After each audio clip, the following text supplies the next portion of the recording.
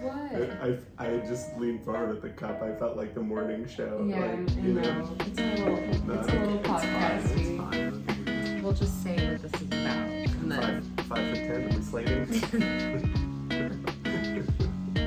Okay, well, we're making this video because we won the New York City Housing Lottery, which feels like winning the actual lottery. So it really does. I mean, in when some you ways. when you get selected. Yes. More to come on that. Statistically speaking, though, you're more likely to win the housing lottery than the actual lottery. That's true.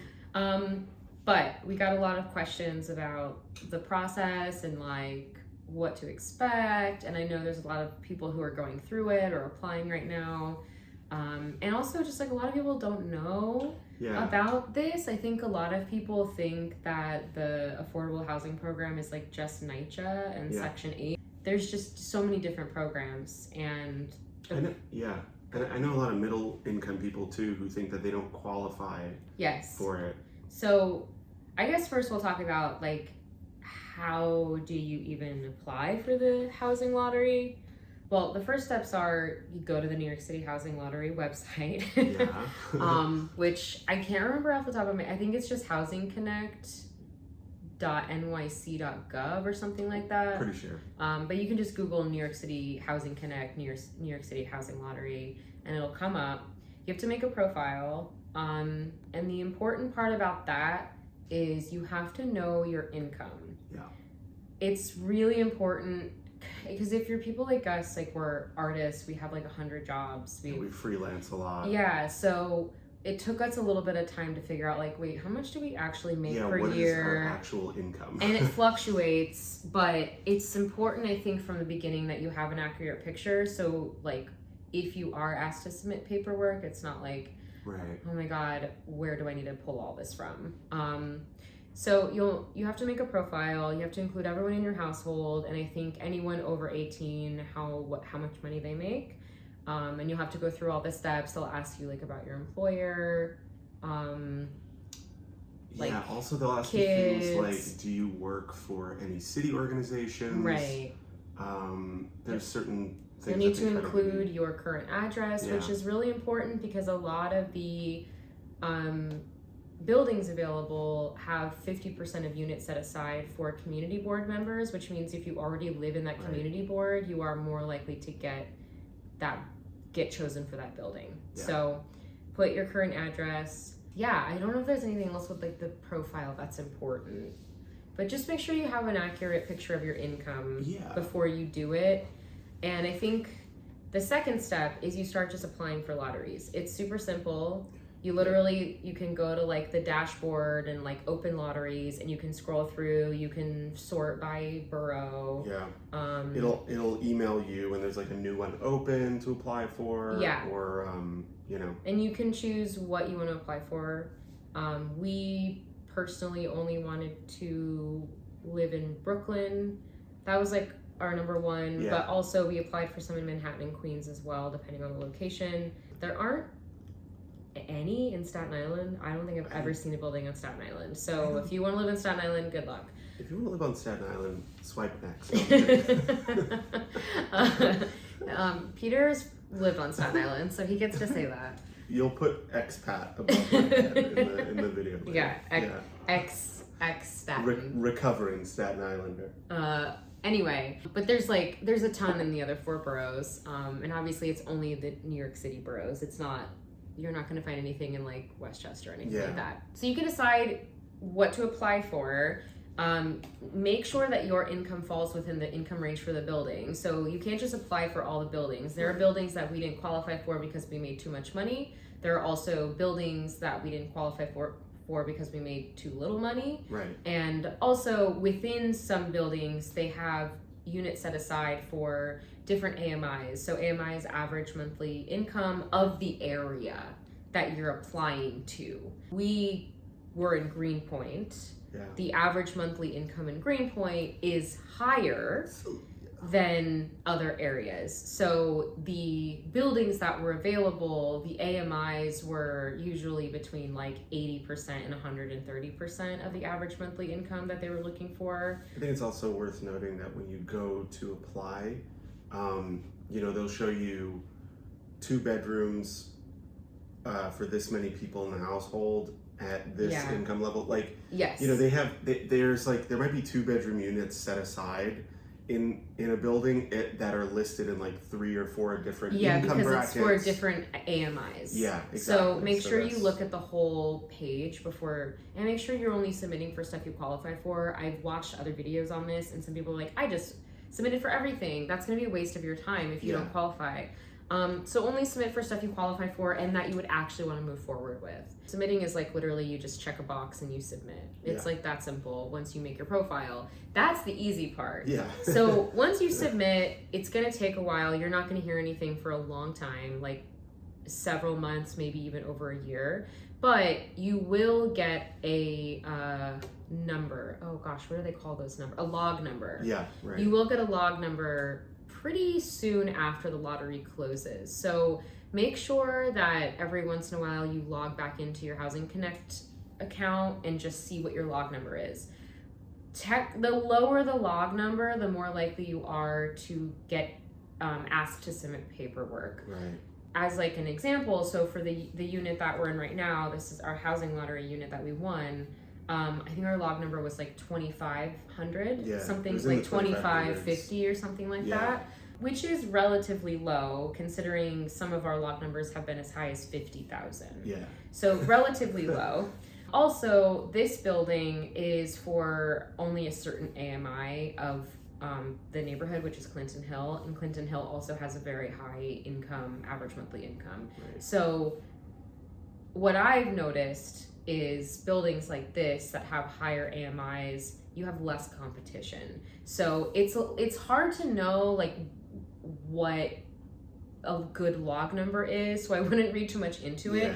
We had a log number that was really low for another building that I thought for sure we were going to get contacted about. It was like 170 or something. We're super low. Yeah, I thought we were going to get contacted and we never got contacted. So I know they only had like 4 units available, but still, you just never know. We also got contacted recently about Tower 77 in Greenpoint, and our log number I think was 10,000. But the reason I think we got contacted was because they still think we're a community board member. We had been residents there. So 50% of the units are set aside for current Greenpoint residents.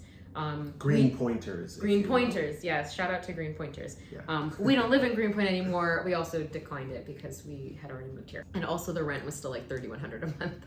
That's what's crazy. I think there's also a misconception. If you're applying for affordable housing, it's not like you're going to be getting a $400 a month apartment. No. They try to keep it around 1/3 of your income of that bracket. But like actually, right? Because like that's the thing we're all told. It's like, that's you're supposed to be paying 1/3 of your income or whatever. Yeah. I don't know anybody in New York who's doing that really. No. It's closer to 50%. Yeah. So it's still going to be higher than anywhere else, but it will be more affordable for your tax bracket, hopefully. You're going to get a log number. You just gotta wait. You might be contacted to submit paperwork. And this is where the process is like, it kind of depends on who the third party company is that's doing it and the building. I can't find any one way that this has been done. However, there is a forum online, the Housing Lottery Forum, that like, if you're as serious about this as we were, like make an account, become part of that forum, and they have different like, threads for all the buildings, so you can get an idea of where people are at in the process, who's been brought to the who's been contacted at what log number, and they do go in order of log number, but whether you'll be contacted or not is that's where it's a question mark. But if you do have a lower log number, you are more likely to ask to submit paperwork.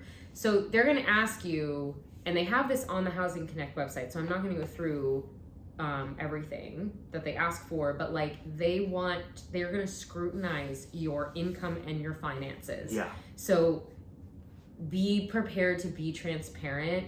They're going to look at everything, all of your bank accounts, every W-2 and 1099. 6 months of your debit statements. Yes. Last year's taxes, the year before's taxes. All of your savings accounts. They're going to want your retirement accounts.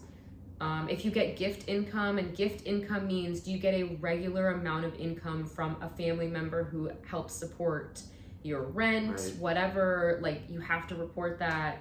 And this is where I think people get a little discouraged. It is worth it, I promise you. At least for us, it was worth it, so do it. But that's Also, why if you do it all up front, you'll have most of it ready to go. Except for they may ask for like your last couple months pay stubs. That's going to obviously change depending on when they ask you to submit paperwork. And also, if you're a freelancer, that's something that was kind of frustrating that we ran into. You know what? Hold on, I'm going to repeat that thought. Our dog is licking herself. Phoebe, stop. Thank you. Drive me crazy. Thank you. Yeah, that's something that was kind of frustrating for us running into as freelancers. You know, they're asking for the last 6 or 8 pay stubs, consecutive pay stubs, and we don't make the same amount all year round. And I know a lot of other people we've spoken to who have like gotten anywhere with this process have kind of run into that. Yeah. Probably because they're all artists and freelancers.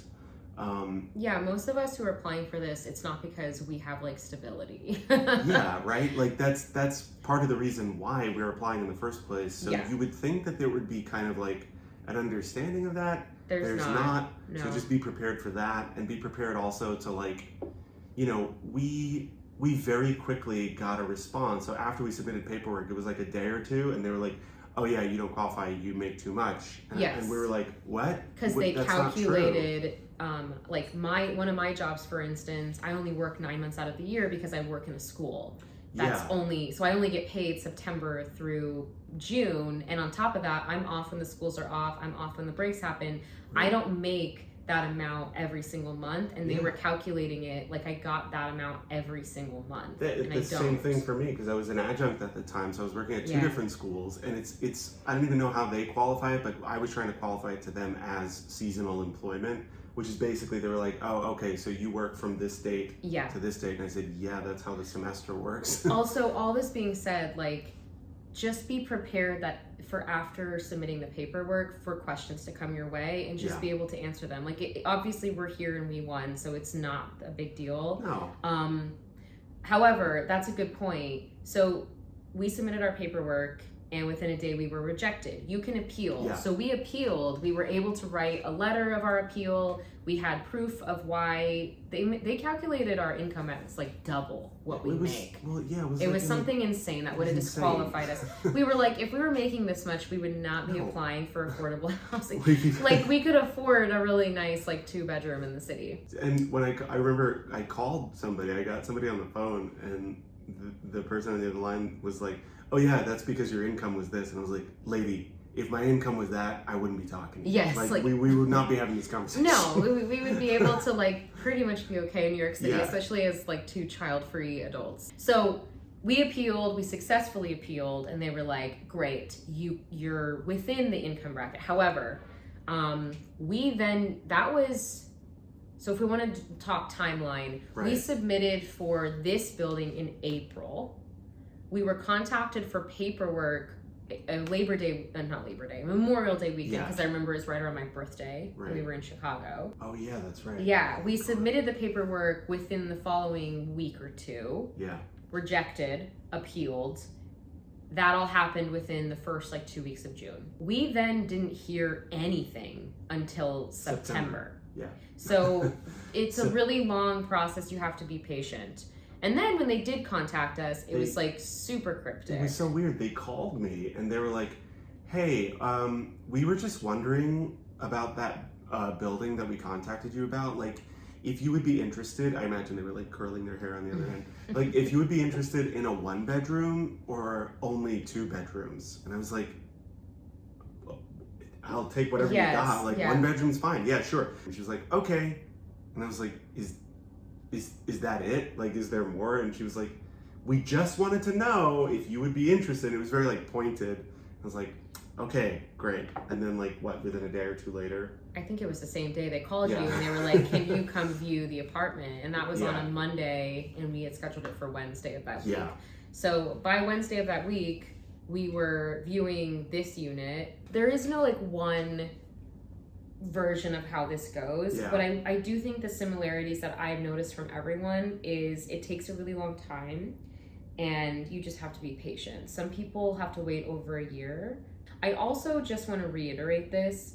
We are, to be completely transparent, we are middle income. The higher your income, I think statistically, the more likely you are to get housing through the lottery, because there's just less competition at our tax bracket. Because again, to be completely transparent, it's not that we can't find affordable housing in the city for what we can afford. It's that if the housing we can afford is usually in pre-war buildings that have maybe been renovated recently but don't have, or not renovated depending on the neighborhood, right? Because that's a big thing. But they're not going to have all the amenities that we had in our last apartment, that you do kind of grow accustomed to, as bougie as that sounds. But it's like, once you have a washer and dryer in your apartment, it's really hard to go back from that. Well, no, but it's a lifestyle thing. These things should be standard in every household. They right? should. Like, this they is just, should. New York, the way New Yorkers are forced to live in apartments is not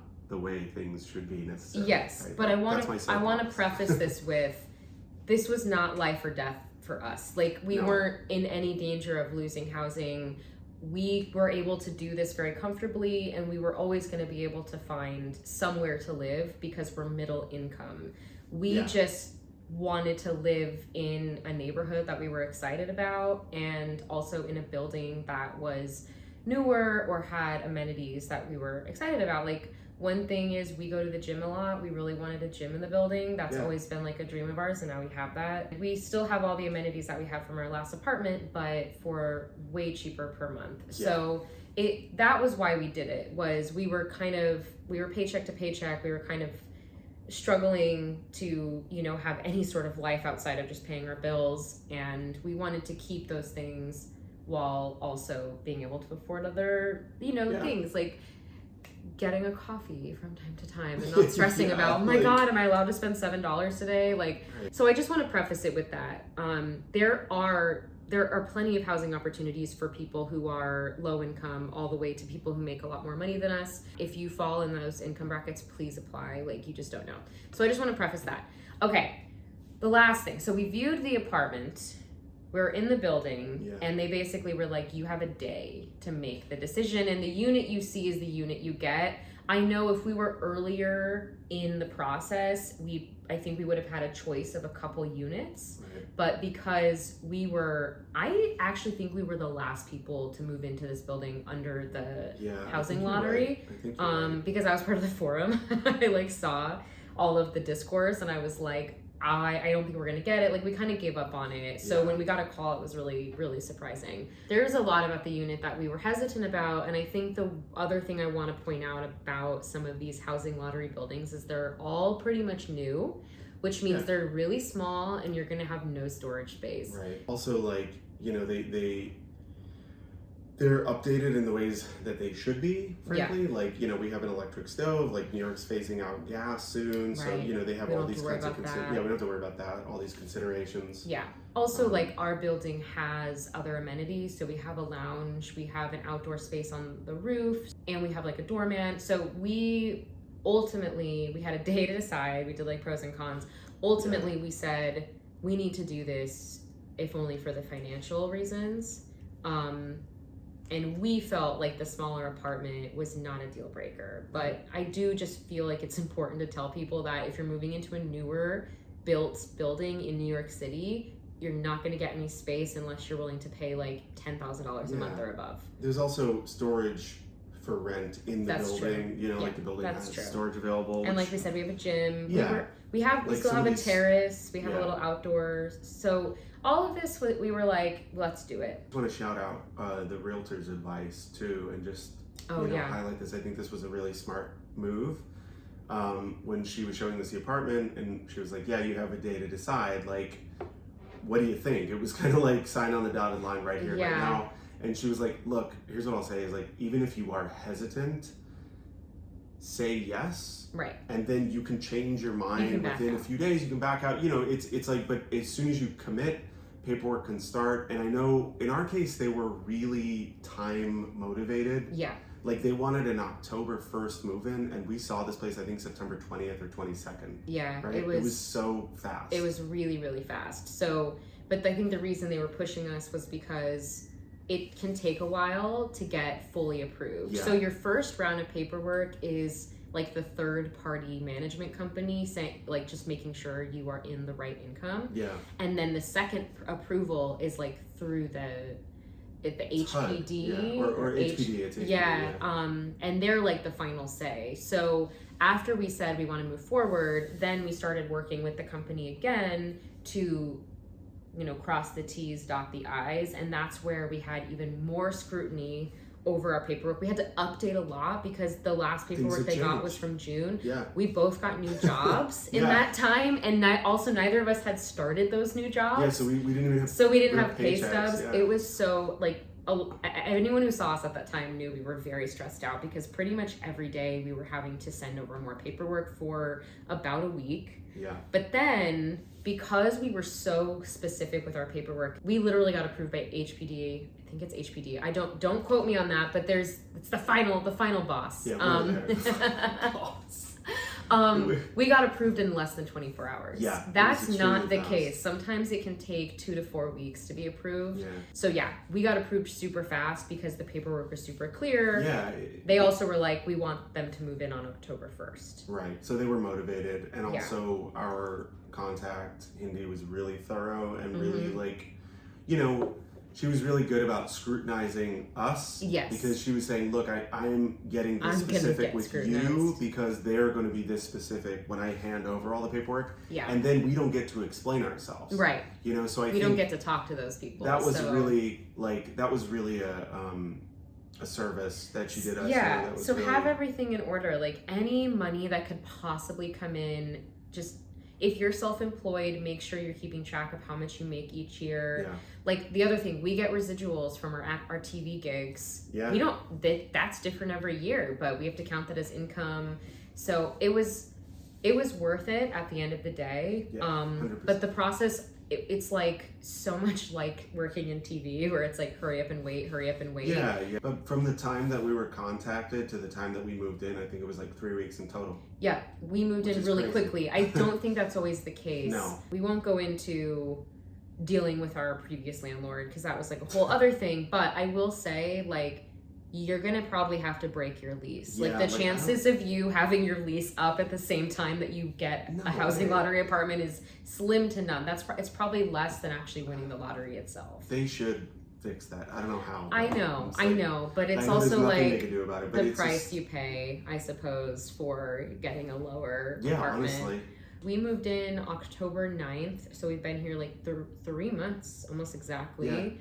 And it's been honestly great. I'm just really, really thankful that we did all of that work because I like the building, I like where I live. Yeah, I feel like we answered everything. Yeah. Good luck. Yeah. And apply. If you're at all worried about your rent going up on the next time your lease is up, like, Yeah. you know, we got a COVID rate when we moved to Greenpoint. When we renewed our lease, it jumped $700. Yeah, it was $700, which is It went up should be illegal. 35%. But you know, we're like determined to try and make that work and busting our butts to do it and making We enough money signed a and stuff. 2-year lease because Yeah. we were like, oh, we don't want it to go up We again. didn't want it to go up again, and we were worried about that. And lo Yeah. and behold, you know, we found out what the rent would have gone up to after that. Would have gone up another $700. Another $700. So you know, we kind of had that thought looming too of like, well, we have to at least try the lottery because this could happen, you know, like the Right. rent could go up again, and then what do? We're gonna have to like scramble at that point to find something. So if you're even mildly worried about that, it's such peace of mind. It's stability. Like, I really, yeah. Okay, this video is really long. If you have any other questions, you can put them in the comments.